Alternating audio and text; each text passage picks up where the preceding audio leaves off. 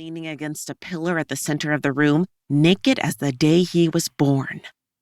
He was tall, much taller than he seemed last night, but that might have been because I was wearing skyscraper heels. The morning sun adorned his copper skin in a way that made him look like an Adonis. Still, those brown eyes gave away his youth and innocence, no matter how big and manly he was physically. And he was oh so big and oh so manly. Why am I rushing off again? Good morning, he said again. His voice was soft and deep with an island accent. I remembered that from last night, too. The way it murmured and moaned in my ear, telling me how good I felt to him. He grinned at me with a smile as sweet as plantain, and I had to cross my ankles to keep my knees from falling open.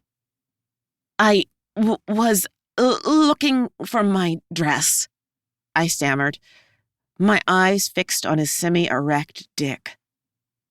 Part of me knew it was counterproductive to stare at his dick when I knew I needed to get to work, but fuck, it really was lovely.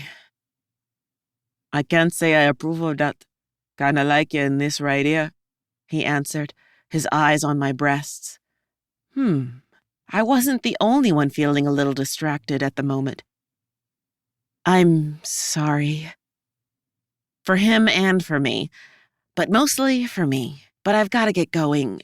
I have to be at work in an hour or so. Have you seen it? Yeah, but things got a little reckless last night.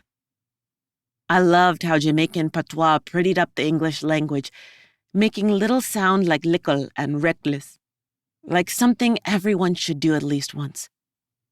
I could listen to him talk all day, except I didn't have all day. Julian turned and headed back into the massive bedroom and walked right up to the enormous bed. I'm sorry, Star, he said, picking up a shredded heap of black fabric tangled in the sheets. Your dress didn't survive the tussle. Oh no! I gathered the shredded remnants in my hands. It was ripped straight down the seam.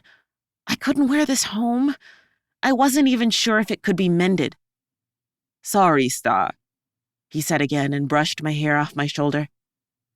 Was it your favorite or something? Not my favorite, but pretty expensive. Let me give you something so y'all can replace it. Nah, it wasn't your fault. I stood up and shook it off.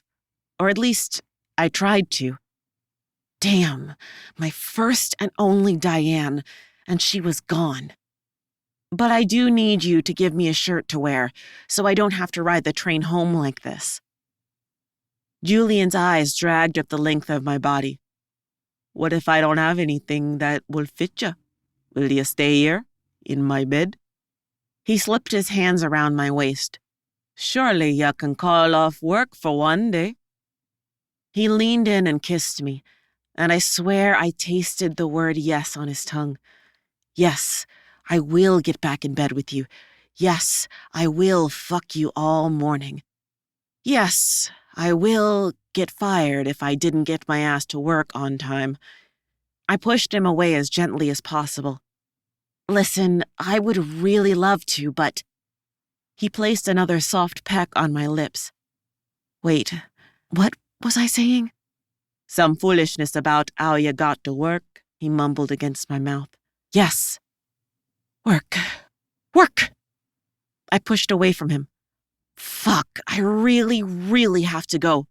Oh, he said, and backed away, looking like I'd stolen his bike. Clearly, he saw my need to maintain employment as some sort of rejection. Silly boy. Your bathroom? Just over that way, he said, pointing to his left.